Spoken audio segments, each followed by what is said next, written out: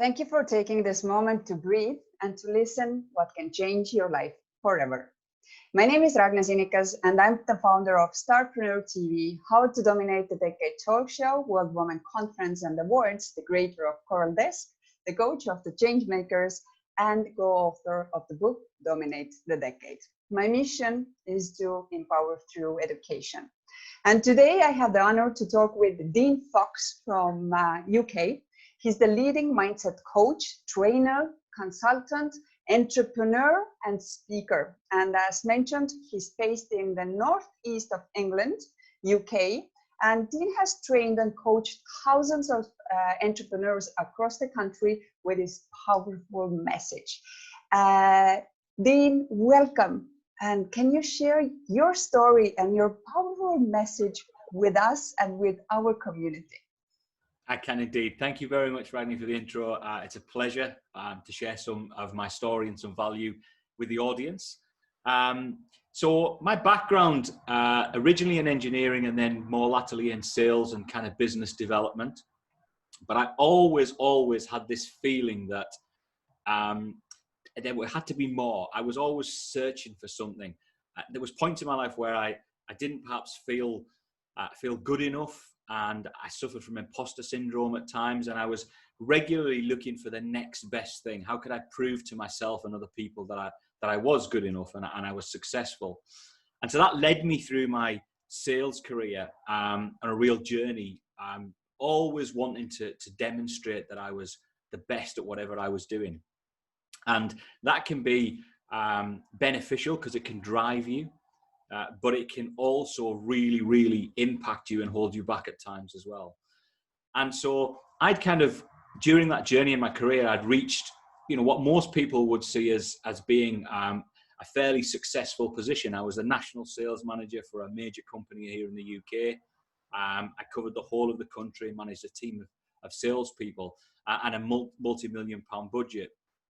But I still never really felt like I was fulfilled. I still didn't feel like that's what I was meant to do. And I decided that in order to prove that I was good enough, that one of the ways would be to leave the corporate world and set up my own business. And so in the kind of early to mid 2000s, that's what I did. I left the corporate world. My wife and I set up a property development, a real estate business here in the UK. And over a 3 or 4 year period, we were relatively successful in that business. But then 2008 happened, and for lots of people all over the world, it had a huge impact, and it had a huge impact in our business. It was almost like, we closed the doors one evening. It's like somebody turned off a tap. So, all of aspects of our business just came to a halt, and it wasn't very long in that period of time before, that business was really struggling, and we were in danger of losing all sorts of things as well as the business. And that sparked a kind of series of events. So I really struggled during that period of time to kind of see a light at the end of the tunnel. It was almost like one thing after another. Every time we tried to open another door, another one shut. And that culminated in 2010 when my wife and I, and my youngest son at the time, we were involved in a really bad road traffic accident, a car accident. We were trapped in the vehicle for a couple of hours. Lots of people said that they didn't think we should have survived, but we did. But the impact of that was twofold. One was physically. It took probably the best part of 12 months to recover at some level, to be able to physically do some of the things we could do before. But the biggest impact for me was psychologically. I really, really struggled with my own inner demons, if you like. Those thoughts about my own self-belief and self-confidence, they all came back during that period. And that really, really pushed me on a downward spiral. And I ended up in the end of 2010 in December. I'd reached a point where I was probably at my lowest. And I can remember, I recount the story. I'd got up one morning, it was cold here in the UK, but it was quite a bright morning. And I'd said to my wife that I needed to go out and get some fresh air. I needed to clear my head and do some thinking. In reality, I had no intention of coming home that day. I left. I went to some woodland near where we lived, and I sat in a clearing there, and I sat contemplating how to end my life. I felt that I had nowhere else to go, and that people would be better off without me, and the world would be a better place if I wasn't there. And at the time, I couldn't really put a finger on what happened. Looking back, it's a little bit easier. But I made a decision then that that's what I was going to do. I was going to end my life. And at that particular moment in time, I felt a strange calmness, a strange peace that I'd never felt before. And it started to raise some questions for me. It gave me what I like to say, enough of a breathing space to ask some questions of myself. And those questions were more around, I could have died in a car accident 9 months ago, and I didn't. I survived something that most people said we shouldn't have survived. Why now? Why would I end my life now? If it was meant to end, it could have ended then. There must be something more. There must be a reason I've gone through all of this. And I don't know what it is, but maybe there is light at the end of the tunnel. And those questions were enough just for me to, as I say, kind of get a bit of breathing space. And I did go back home that day. And on that particular day, I was looking for some sort of inspiration, and I took a book from the bookshelf in the office at home. And it was a book that I'd read this book previously, but the copy I took from the bookshelf was one that my son bought me on a return trip, the last trip that we took as a family before the financial crisis. He bought me this book at the airport, and it had some sentimental meaning. And I took it from the bookshelf and read it, looking for some level of inspiration. The book was called Think and Grow Rich. And I'd like to say that it completely changed my life, like overnight. It didn't. It's taken the best part of a decade to do that. But that book was the spark that I needed. It was confirmation of a number of things that I was asking myself anyway. And that led me on a journey to look inward at myself in terms of investigating who I really was, the truth about myself, why I felt the way I did, why I did some of the things I did, and more importantly, why I didn't do some of the things that I really knew I could do. Why, even though I knew I was capable of more, I never really seemed to achieve what I was looking for. And that process led me into the personal development industry, personal growth and challenge. And I never had an intention at the time to be a coach or a speaker. I ultimately went back into the corporate world because it was what I knew at the time. But I very quickly realized that I wasn't meant to be there. I wasn't enjoying it. I left to become a consultant, and I went back to that corporate world, working for myself as a consultant. But again, I very quickly realized that the things that I enjoyed the most were the opportunities to speak to people and share something of my experience that could help them in the position that they were in. I started to get asked more and more to share my story, and people asking me if I could help them. And that kind of just led me to where I am. I suddenly discovered, really, it came through me, I suppose, as about anything else, that my real passion is for helping other people, and seeing some of the things that I went through, and helping them either if they're already in that space, or hopefully before they get to the space that I was in, and be able to help them move through it without experiencing some of the things that I had to experience. So that's a little bit of kind of my story and what brought me here today. Interesting that whenever men go through the difficult times, they always use the word tunnel. And when women go through, they use more like dark times or something like that. What do you think? What does the tunnel? Why tunnel? Why is it resemblance of the difficult time and seeing the light? Why would you? I don't know. Maybe it's a transition thing that at the time. That's a good question, because I think at the time, I look at it at the time, I was looking for something outside of me. I was looking that, I'm here and I need to be somewhere else or be somebody else. And the tunnel was kind of like a transition, if you like, a metaphor for getting from one place to another. What I realize now is that I was always that anyway. I didn't need to change myself, my true self, in any way, shape or form.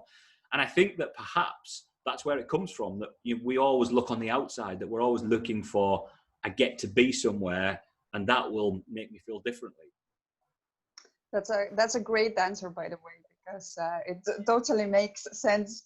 But let's dig deeper a little more. You mentioned here and there your passion and maybe a little bit about your purpose. But today, what would you say? What is the purpose and of your life and the greatest passion?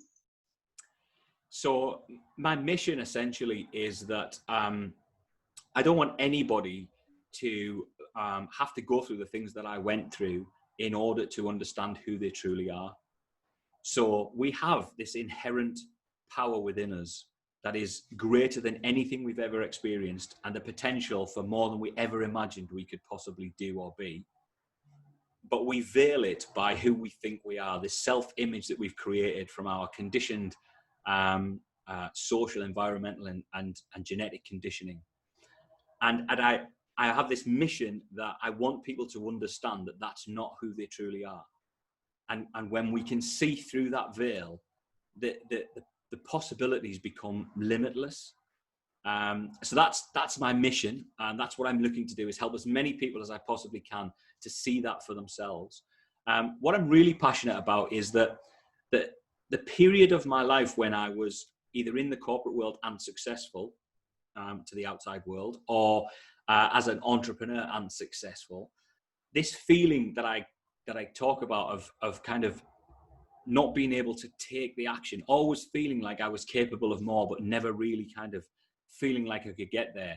I have a description for it. I've coined this phrase. It always felt like I had this mental handbrake, as if I was driving, but with the handbrake on the car.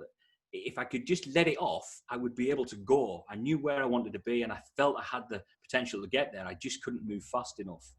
And so I'm really passionate about working with people who are just in that space. They know I'm really capable of more, but I just don't seem to be able to break through and take some action. And that's what drives me on a daily basis, is to find those people and help them through that space, so that they know it doesn't have to be like that you don't have to spend years and years like I did, kind of forever just trying to get one more step and one more step. That we can really just go and make quantum leaps and changes in our lives and business. So how do you distinguish yourself today in life and in your business? Distinguish? That's a good question. I like to think that there's probably a couple of things there. One is that I'm a big believer in being ourselves, the authenticity of who we really are. And so that's one of my main drivers. That's why I often say to people, I'm as open about my story as I possibly can be, because I want people to know we don't often talk about these things. They're often hidden. They're a little bit taboo, particularly, I think it's changing a little bit, but particularly for men. There's real stigma around kind of talking about some of these issues. And so I really want to be out there and talking about those things. I want to share my experiences so that other people don't have to go through those experiences. That's one of the things I think is kind of really key for me, is helping people through that perspective. I think the other thing is that I live and breathe what I teach. This is not something that is a framework that I've developed and I just kind of give it out to people and it gets passed on and people just follow it. I live and breathe what I teach. Everything that I explain to people and help them with is things that I've actually done myself, and I still do on a daily basis, or use regularly to be able to move my life forward and help me. They say that often when you're teaching things is when you learn the most. And that's definitely true for me. I love sharing what I've learned so far, but only because it deepens my own knowledge of the same information. I know that you focus specifically around eliminating the limiting beliefs and also the behavior patterns. What would you say, what are the main obstacles that people have then in their lives concerning the the limiting beliefs or the myth. Maybe that's a better word to use there. Yeah, I think that, the thing is that you don't have to have had serious impact or trauma in order to end up with a limiting belief. They can be developed from very, very simple, innocuous, repeated situations, particularly when you're young, under the age of kind of 5, 6, or 7 years old. And it's the biggest mistake I think people make around this is that they first of all assume that I'm looking for some traumatic experience that has led me to potentially feel like this, and that's not always the case. So I quote often, personal examples for myself, and also, the experiences that I had, not just growing up, but also with my children when they were growing up. So one of the things that one of my own sons had developed was a belief that he didn't believe that people were interested in what he had to say. And that's fine when you're a 5, 6, 7-year-old child, but when you are in your 20s and you're looking to forge a career in sales or business, that becomes a major issue. And so what we discovered for him was that, the repeated innocuous situation that led to that belief wasn't something that I intentionally did. I didn't intentionally give him that belief, and he didn't intentionally choose that belief either.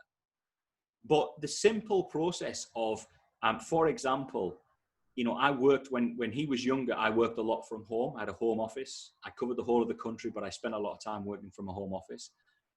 He would regularly, as a young child would, come into my office space, excited to tell me about something that had happened at school or during the day, and I would regularly be on the phone or on a conference call and just kind of, quieten him down. Not now. I'll speak to you later. I'm working. Now, if that happened once or twice, that might not be an issue. But you think about how many times a child of 4, 5, 6, 7 years old asks for your attention. And just being told repeatedly, now's not the time, it's inevitable that he's likely to form some sort of belief that says, well, he's not really interested in what I've got to say. And that transfers from he isn't to nobody is. People are not interested in what I have to say. So it doesn't have to be a major traumatic childhood experience that leads to some of the limiting beliefs. And there's very few people who ever get away through life without developing some limiting beliefs. The other issue I think is prevalent. The other myth is that people think that, a limiting belief, if we change that, then we change everything. Well, actually, limiting beliefs, I have a description. I don't know what it's called in Mexico. In the UK, we have a wooden block game called Jenga. It's like a wooden... Yeah, we have the same. Okay. I'm always conscious it's a different word. Well, I use that as an example because if you imagine that as being a behavior pattern, you can push some of those blocks out. You can remove some of those limiting beliefs, those blocks that support that tower, but the tower doesn't collapse. So until you find which blocks are the ones that are supporting that particular tower, that particular behavior pattern, and you push them out, then it collapses.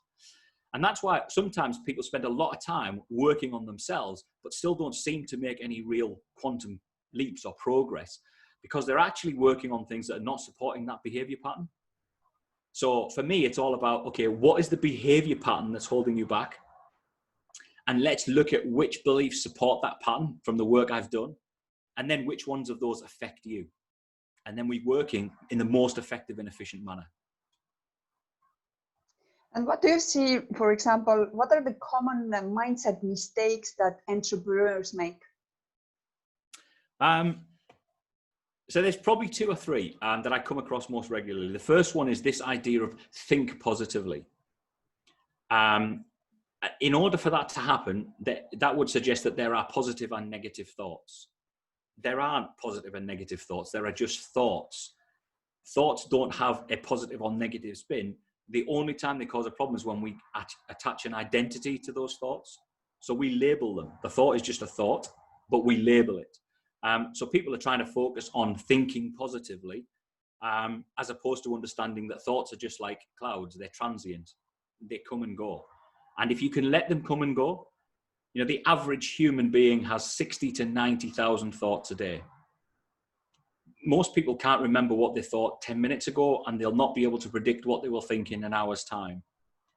Yet, we pick some of those 60 to 90,000 thoughts and identify them as being negative or positive and focus on them and attach some meaning to them. That's what causes our problems. So that's a big mistake, I think, that people try and do, is they try and select thoughts that are more positive. The second thing is this idea of, and we've touched on it a little bit, but controlling my thinking, controlling my thoughts. With 60 to 90,000 thoughts a day, it's virtually impossible to control thoughts. They come and go all the time, the same as feelings do, and emotions and perceptions and sensations. The importance is understanding that they do come and go. And if you allow them to come and go, they change all the time. So the issue for people is when they try and control them, by trying to push something away, we're effectively attracting it to us because we're focusing our attention on it. And if we allow them to pass like clouds in the sky, then things become far easier. We become more at peace. We become still as we watch the clouds go by. That's the kind of metaphor that I have for when we have what I call the catastrophe cycle, when people are in this washing machine of thinking over and over again, is to be able to just kind of stand and watch the clouds go by. And the third and final thing for me is that people believe that their beliefs are them, that that's who I am. And it comes across in their language. So I've heard people say, you know, just very simple things like they might be late for an event and you'll hear them say, oh, I'm always late.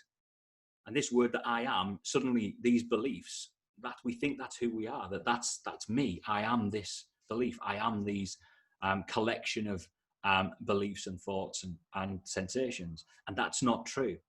And once we understand that, we can get away from this idea that those define who I am and what I can do, what my limits are, what my potential is.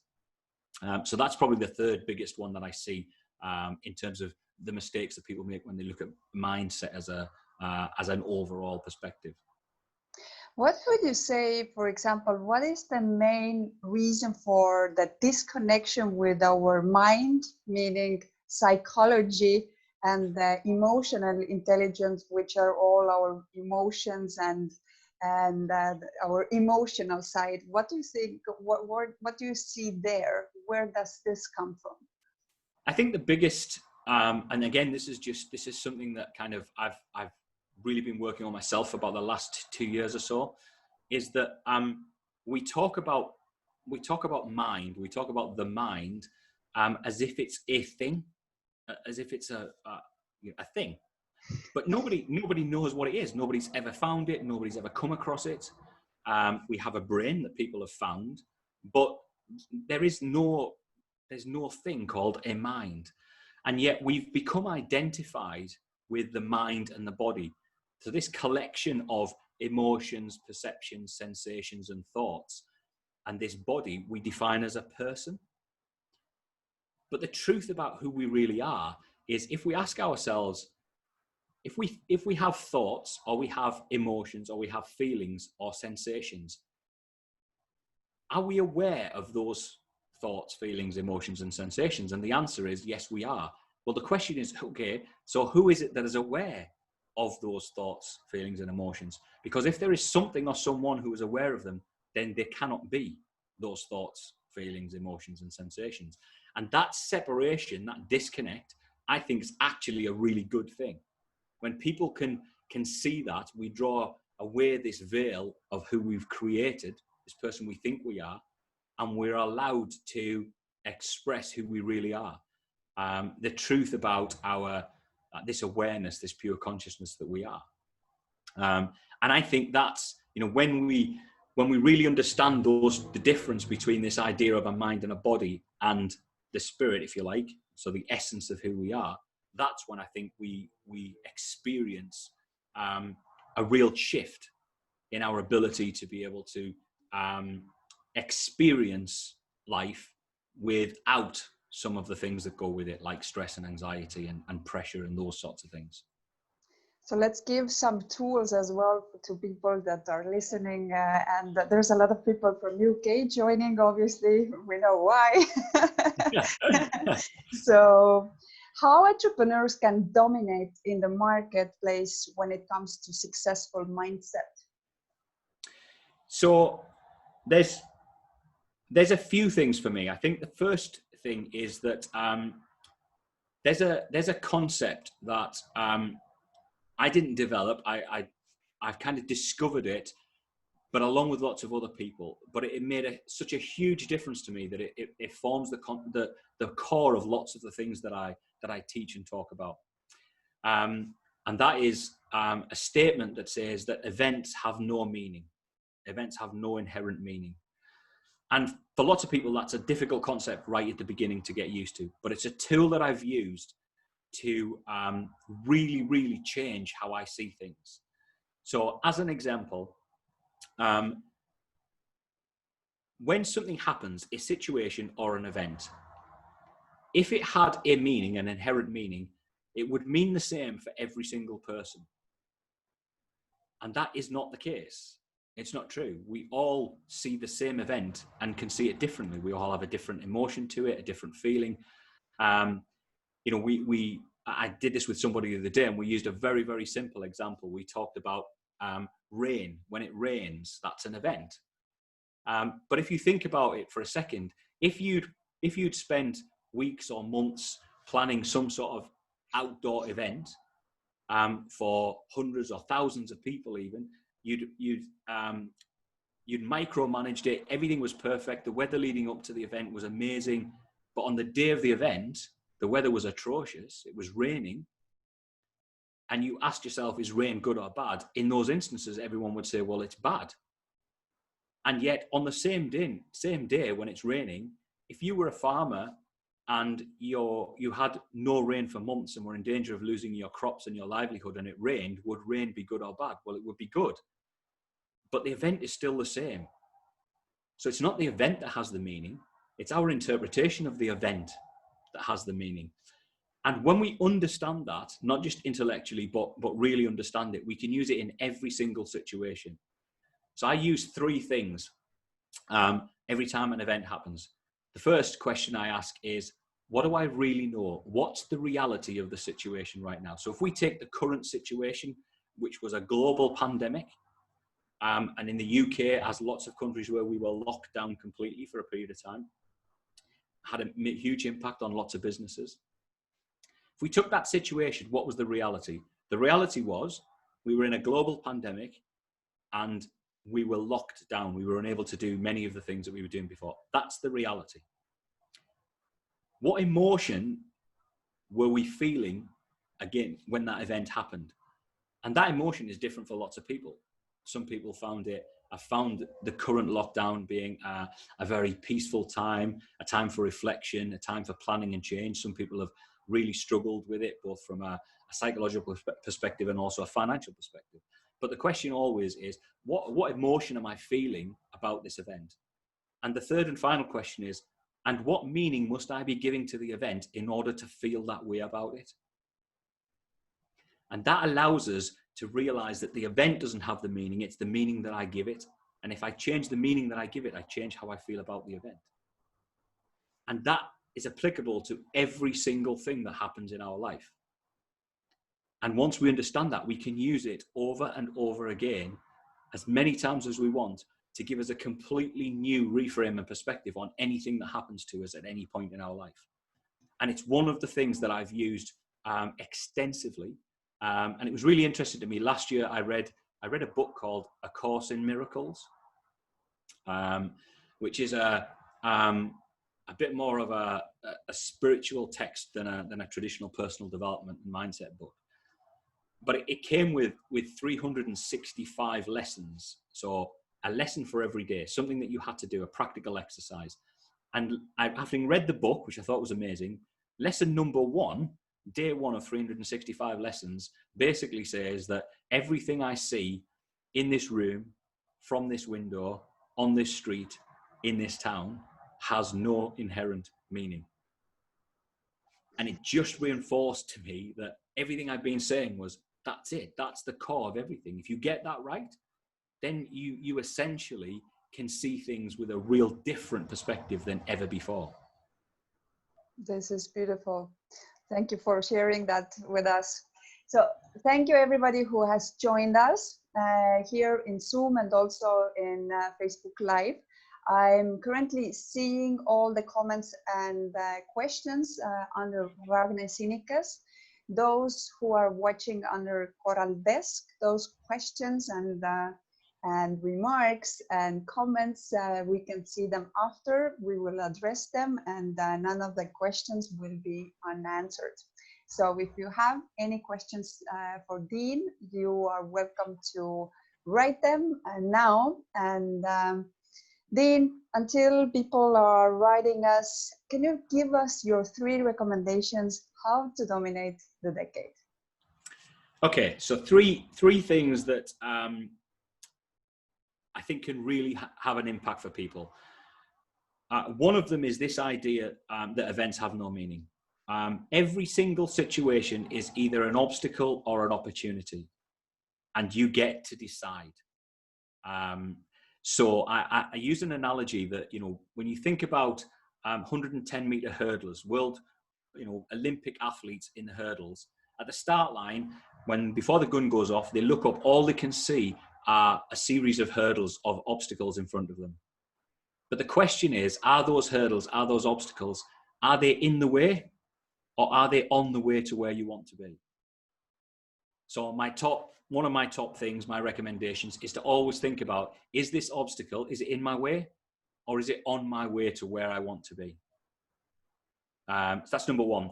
The second thing is defining what behavior patterns are preventing you getting where you want to be, what are holding you back, and which beliefs support that, and eliminating them will have such a transformational change in your life and business. You will be able to move far faster, take more action, and get more results than you ever thought possible. So if you're going to work on anything, work on that specifically, because the transformational change is much faster, much bigger, and the results are much more significant.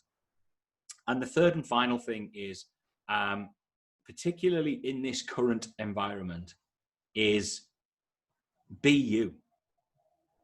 Be authentic and share who you are. More so than ever, people want to know the people behind the brand, the person behind, you know, whatever it is that you do as a business. And the relationships and connections that you make from that level will serve your business far longer and far better than when you produce them from just a surface level in terms of the business or the brand.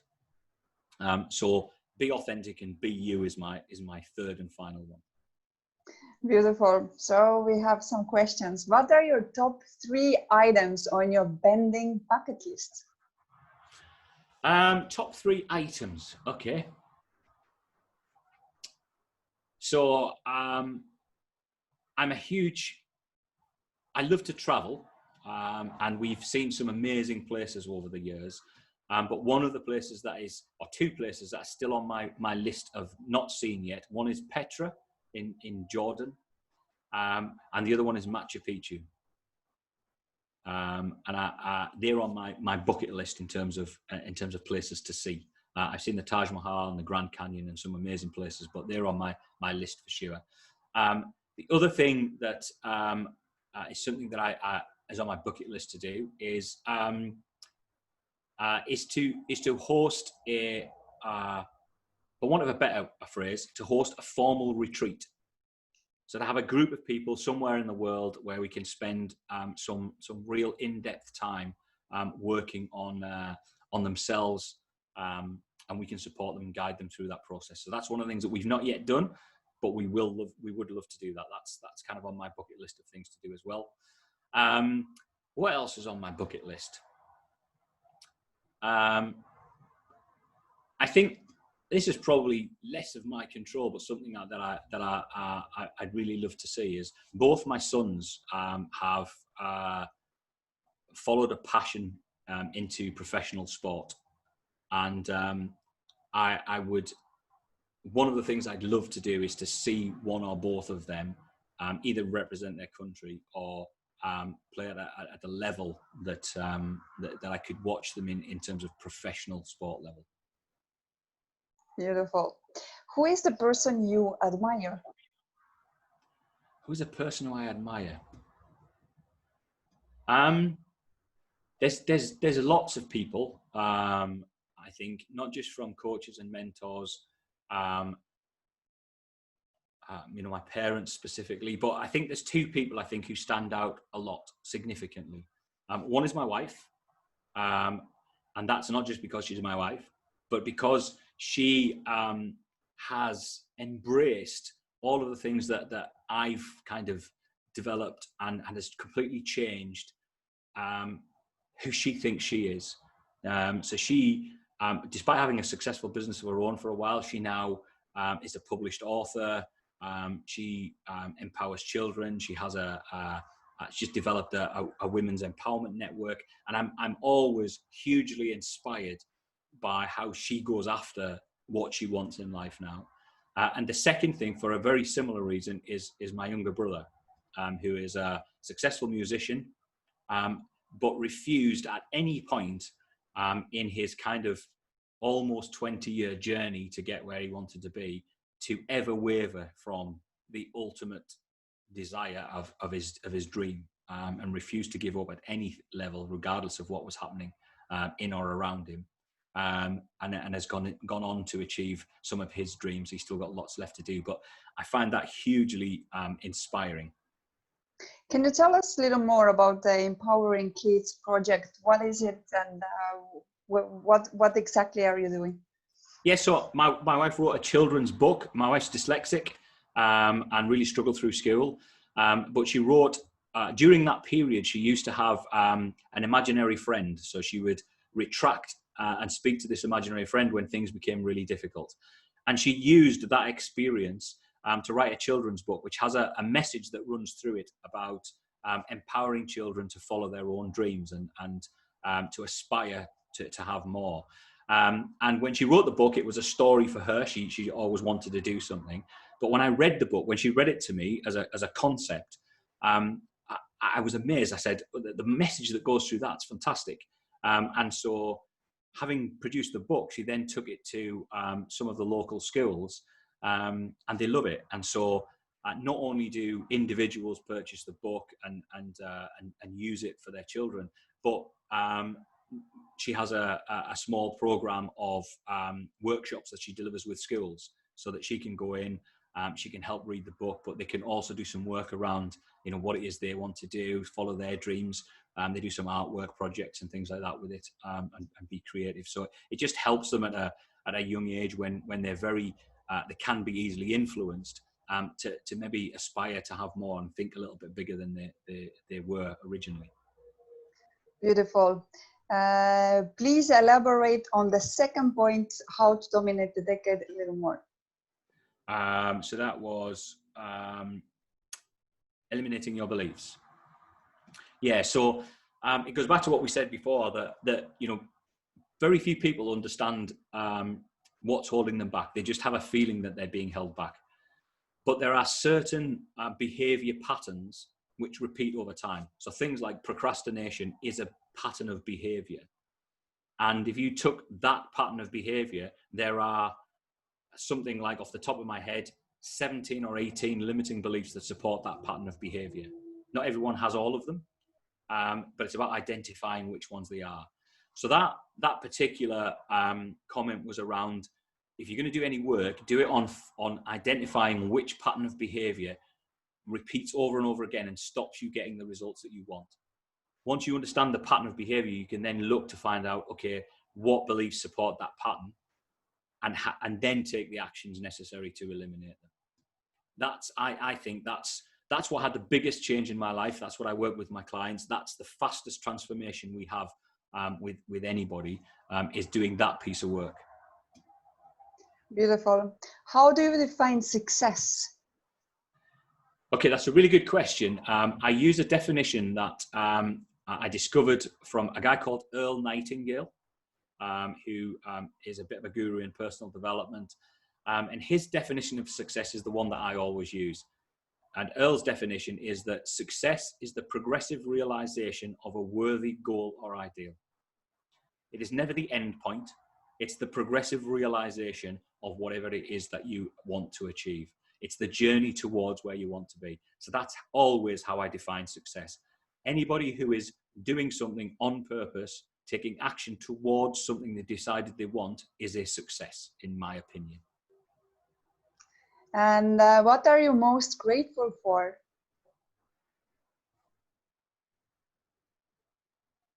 The simplest answer for that to me is just life. I'm utterly grateful and blessed to be able to live the life I do and share the experiences that I've had and help other people change theirs. That's the thing I'm most grateful for. And I want to ask you one question. What is the one book which has literally changed your life? Okay, I really struggle to find one book. But Think and Grow Rich had the biggest impact for me simply because it was the book that really started my personal growth journey, my personal development journey. And lots of people say they've read it. But the biggest change for me was not when I read it, it was when I literally studied the book. So we took it and we studied every principle that were in there as a group. And that was the biggest transformation for me. So that book is the one I talk about most. It's probably had the biggest impact overall, but there are other books that have had impacts at certain parts of my journey, which are very impactful. But I think that's probably, if I was to name one, it would be that one.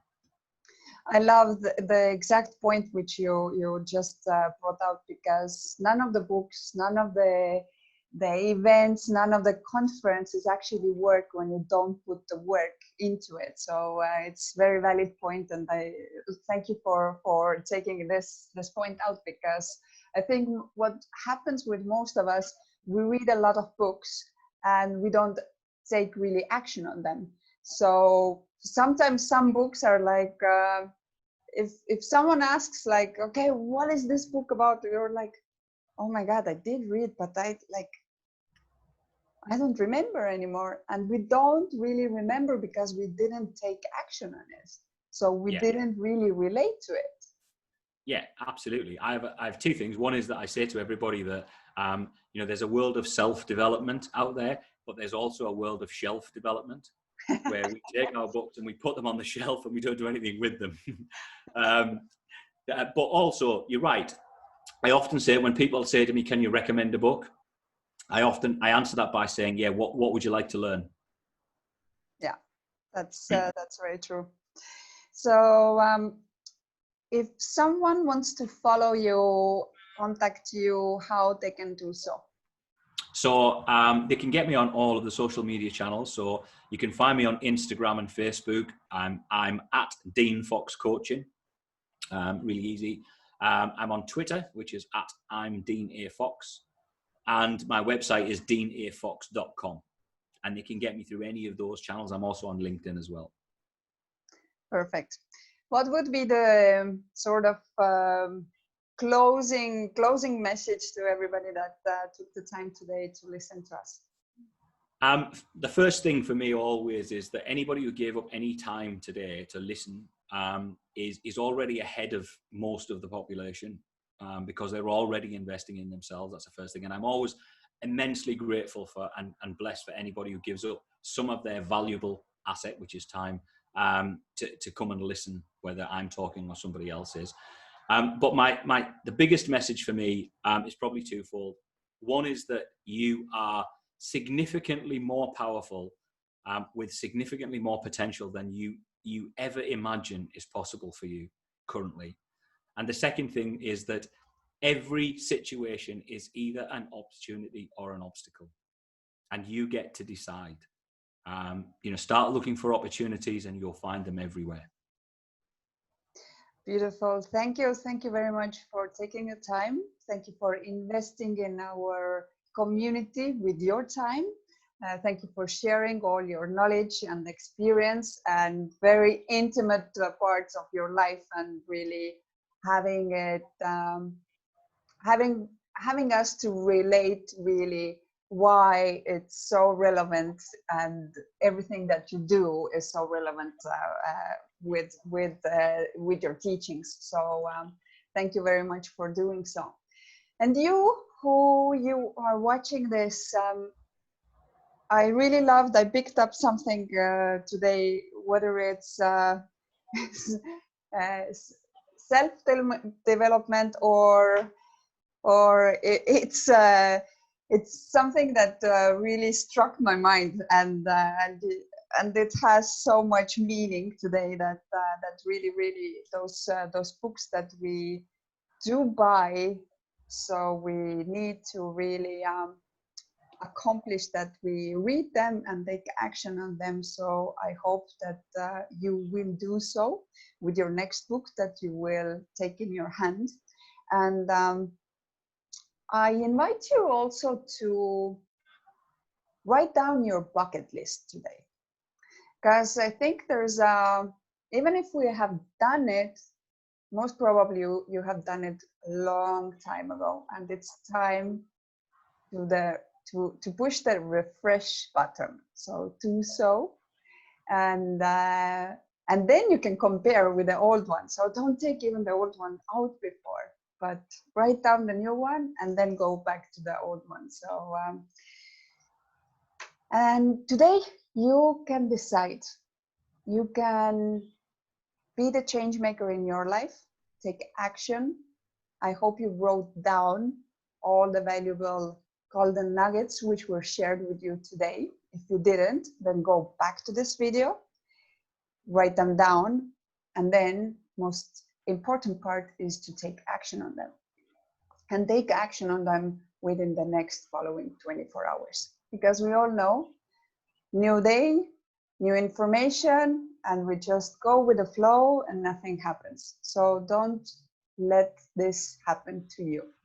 Be the hero of your life, taking action and actually changing your life. Also, you can change someone else's life. How? By sharing this video. Because there are people that really do need to hear. And maybe there's people that are struggling. Maybe there's people that have been now in that lonely place that Dean was sharing, and with the idea that nobody needs us. You never know.